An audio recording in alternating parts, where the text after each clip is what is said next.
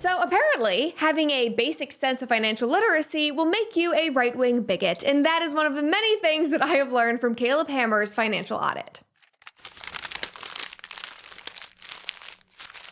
So Financial Audit is a show that has blown up on YouTube over the past couple of years, and as its host, Caleb Hammer will comb through people's finances, comb through their debt to try to set them up on a better path. What he really exposes, time and time again, is how corrupt and abused our subsidized systems are here in America. Now, before we dive into that and react to some of the most insane clips, make sure that you like this video, subscribe to our channel if you've not already, and as a reminder, if you go to brettcooper.com, you can buy tickets for my 2 upcoming live shows. I have one in New York City on November 5th, and then another here in Nashville at Zany's on November 22nd, and I hope to see some of you guys there.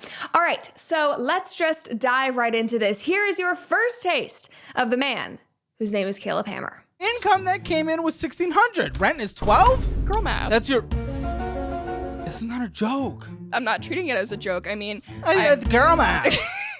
Math. It's girl math. It's girl math. So again, that is just a taste. So a little backstory here is that Caleb started his channel a few years ago to try to help people get their finances on track. And this came from a place of understanding and empathy because when he was younger, I believe that Caleb is like 30 years old now, 28, 30 years old. But after he had graduated college, he had racked up a ton of debt. And after binging Dave Ramsey videos and reading books like Rich Dad, Poor Dad, he was able to pull himself out of that situation, find a job that he loves. And now he wants to help others do the same. And he does this through his format where he has guests come on, comb through their finances, they do a bit of joking, some confrontation, and they try to figure out a solution. Now, Caleb is hilarious. The show is just outlandish. The people that he finds somehow, I mean, they're remarkable. And they're real. That's the thing. These are not paid actors. He's not baiting people. These are real people who apply to come on his show. They bring their finances. They are asking for this, and it is insane. And in recent months, the guests just keep getting better and better, and there has been a common theme this year. And the common theme is that these people hate America, and they are happily taking advantage of the system. I mean, they literally hate America. Just watch. Is there an actual plan here, or is it a wham wham, I hate the America? I mean, I wouldn't say that. I would. I mean, What do you hate? Like literally everything about America. Let's get a couple specifics. All right. Because everything's a lot. The healthcare industry. Okay. Yeah. What about it? I know that I have like so many undiagnosed conditions. Okay, so she hates America because of the healthcare system, because she has so many undiagnosed issues. And you might be wondering, well, why doesn't she just go to the doctor? Why doesn't she get insurance? Why does she not use, our government subsidized insurance? Well, here's the answer. Have you applied? What have you applied to? What health insurance do you have right now? None. That's your fault. The Affordable Care Act is there for you at the healthcare.gov for you to enroll in things that are completely subsidized. When you take an idiotic stance of it's bad, but I've done nothing, it's like, what the f am I gonna say? You're gonna make me sound like I'm the most roo-roo. Yay, let's charge $1 billion constantly. But for what it's worth, remember, if you can afford it, we do have the best health care in the world. And you guys, as a combined household income of $90,000, when you're married, you would have access to that. I just can't believe that because, especially being a woman in the United States. Okay, well, you're talking abortion. Present with, I've actually had 2 abortions. Okay. I mean, guys, the situation is literally insane. So they go into this interview being like, we hate America. We actually need to flee America because it is so awful. The only thing that she can come up with to back up her reasoning for why they need to leave the country is because of the healthcare system, and yet she has no insurance. She's not actively trying to fix any of the alleged problems that she believes she has. She can't get healthcare. Meanwhile, she's saying it's so hard to be a woman, which is code for you can't get an abortion and we need reproductive health care, and yet you just said you got 2 abortions. I feel insane regurgitating that stuff to you. That is how we all should feel watching this video. Like, the rationality is truly insane. And like, so with that couple, the bigger picture here in his whole episode, which is like an hour and a half long usually, that couple's not married. They're $300,000 in debt. The girlfriend does not work. She mooches off of the man. They hate Trump's America so much. They blame Trump for all of their problems, even though they're not doing anything to fix their own individual problems. And so they want to flee, of course. Now, of course, they don't realize that if they went anywhere else, they would actually have less money. Even still, when it comes to dollars left over, I mean, the math has been done. You take every subsidy, you get everything from the government-funded healthcare, whatnot, and this is in Germany alone. You take that, you compare it to the United States, after everything that's free over there that we have to pay in the private sector, because our incomes are so substantially higher, we still, at the end of the day, have more leftover money. Now, my favorite part of these videos is that whenever Caleb starts doing something like this, like he is, laying out something very logical that they could be doing, he's explaining why they are making this a problem when it actually is not a problem, and they just sit there like, and the guy's like, that's really interesting. Like, this man has no intention to change his life. He does not want to change his opinion about America or the state of America or the fact that he thinks his life would be better elsewhere. He's just like, there is not a thought behind those eyes. They obviously just want to continue believing that their life is so awful because of Trump, which again seems to be a common thread. Just watch this one. I am actually kind of in debt because of the past election.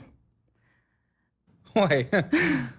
I've looked at potentially moving out of the country, and it's just never feasible. What does that make sense for? In what way? It's got to be better somewhere else. It has to be better anywhere else.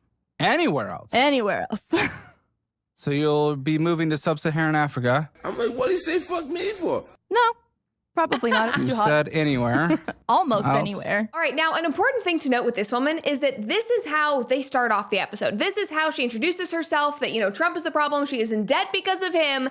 And then you slowly start to see, as Caleb peels back the onion, that actually everything is her fault. And she doesn't actually need to leave the country. She actually can't leave the country because of the mountains of debt that she is under. Like, it all is just a big game that they are talking. Like, all of this, these last two people that we've looked at, they're all just talking a big game. They are projecting. Like, please, God, let's just take it down a notch. Pretend like you are a suppressor from Silencer Shop. Because shooting is great, but shooting suppressed, that's better. Way better. And Silencer Shop makes it ridiculously easy to get a suppressor, which is that one upgrade that instantly makes your guns perform quieter with more accuracy and less recoil, just making the entire experience way more enjoyable. Now, yes, before you ask, suppressors are 100% legal in most states, and Silencer Shop has simplified the entire process. You just pick your suppressor, make your account, sign a couple forms, and they handle all the heavy lifting. You can get your suppressor in just a few days. Alex and I got one of our own. It was such an amazing process, and we have loved shooting it on our property. It makes it so much easier and more fun. Now, Silencer Shop has already helped hundreds of thousands of shooters do it, and they are also not just behind the counter.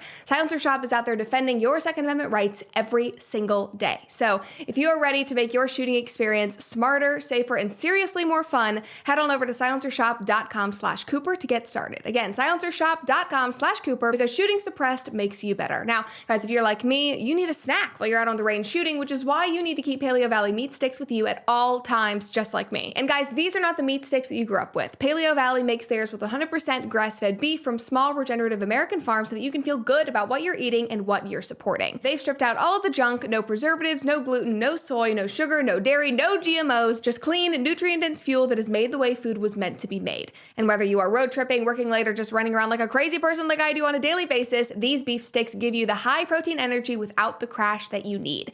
Keto, paleo, carnivore, whatever your vibe is, Paleo Valley fits right in. They also come in 5 bold flavors: original, jalapeno, summer sausage, garlic summer sausage, and teriyaki, so there is truly something for everyone. I literally keep these in my purse on a daily basis. They are that good. With over 55 million sold in a 60-day money-back guarantee, Paleo Valley is the real deal. Get 15% off your first order at paleovalley.com/Brett with code Brett. Now, back to the story at hand. Again, this woman, she actually does blame MAGA. She blames Trump, the last election, for her debt for the financial crisis that she is in, rather than blaming the fact that she sunk $70,000 into a failing business venture that she didn't even try to make successful, and the fact that she does not want to work more than 20 hours a week. And when Caleb had the gall to suggest that she, makes a career shift, takes on extra hours, do something else, get a full-time job, this was her response. Go get a job. Work 40 hours a week, 9 to 5. I don't want to.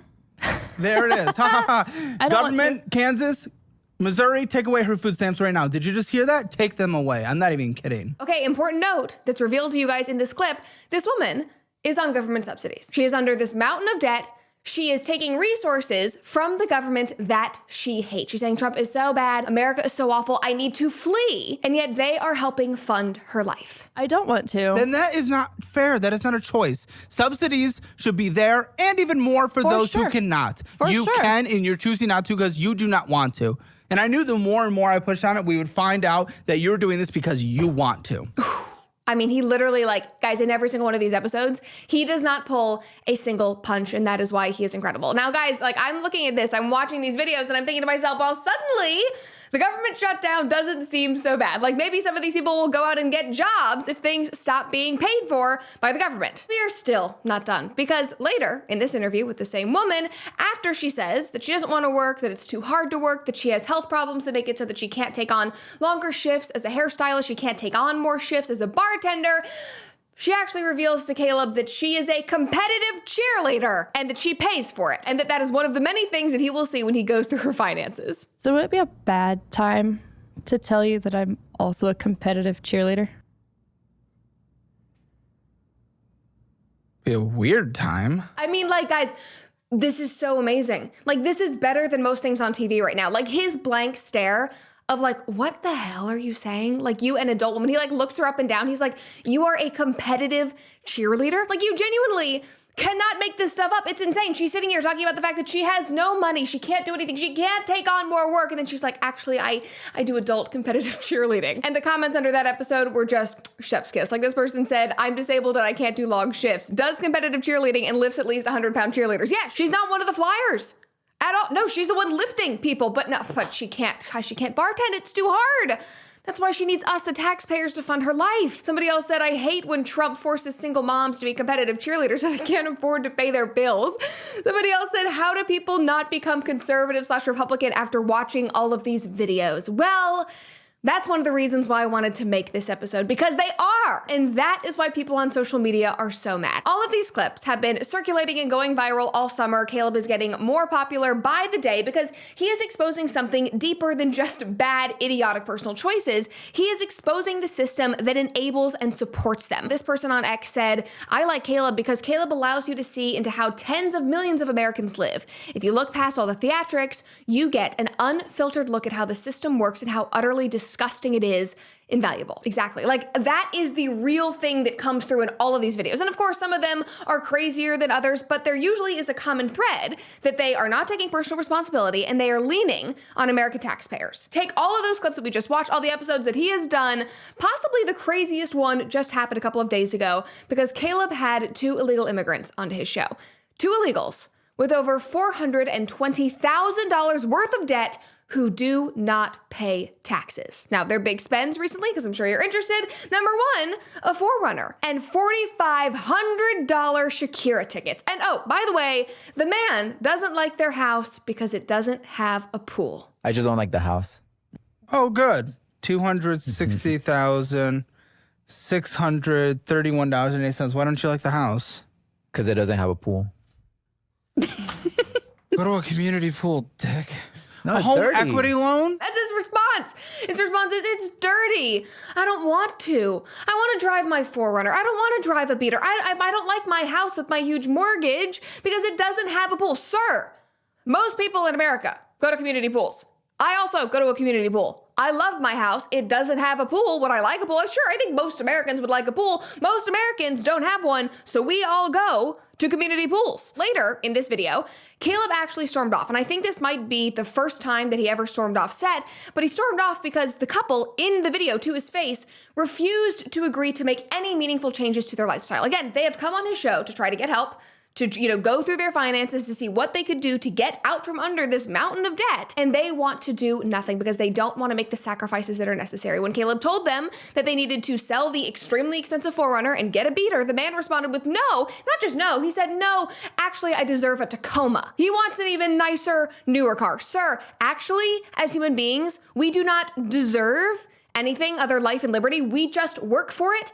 Like you should be doing. You should be making sacrifices to support your family, to get out from under the debt if that is actually a priority in your life. But clearly it's not. And so that's why Caleb stormed off. And what was even more offensive about this video in particular was the entitlement as non-Americans. The fact that they were even able to get approved for all of this debt when so many Americans literally can't. When they can't even take on any debt because they won't get approved. When veterans are struggling to get assistance. When young people can't buy homes. When many would literally kill to be able to own a townhome without a pool.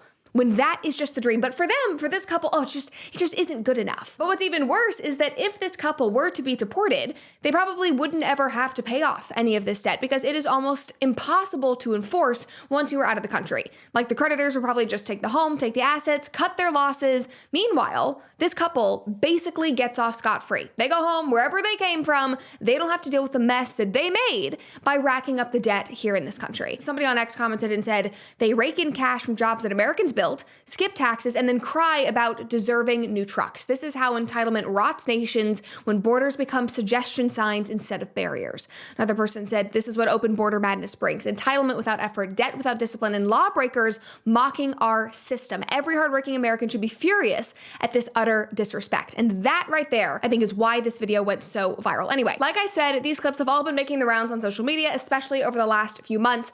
And because of what Caleb is exposing time and time again, people online have turned up the heat and they're saying that because he's exposing this, he is now part of the alt-right pipeline. His whole entire platform is based on finding people that are struggling financially and blaming them for their problems, which in individual cases seems harmless, but consistently showing stories of poor people that are struggling because they refuse to get out of bed does nothing but promote this fallacy that the reason there is poverty in America is because of individual choices. Okay, I'm sorry. It's just so funny to me when you're saying, he's yelling at poor people because they're not getting out of bed and working. All right. I just watched an episode of his where the family went into $70,000 worth of debt to travel and go to Disneyland. That is an individual choice. I'm sorry, that they deserved to be yelled at. He's not yelling at poor people who cannot get a job, who are severely disabled, who have fallen on hard times. He is yelling at people, rightfully so. He is confronting them for making terrible choices time and time again. Like, I'm sorry, but when you say you can't work because you have to go to competitive adult cheerleading classes and that you deserve a Tacoma, I think that those are pretty clear individual choices that are being made. But you know what, dude on TikTok, whatever your name is, I'm gonna take the bait.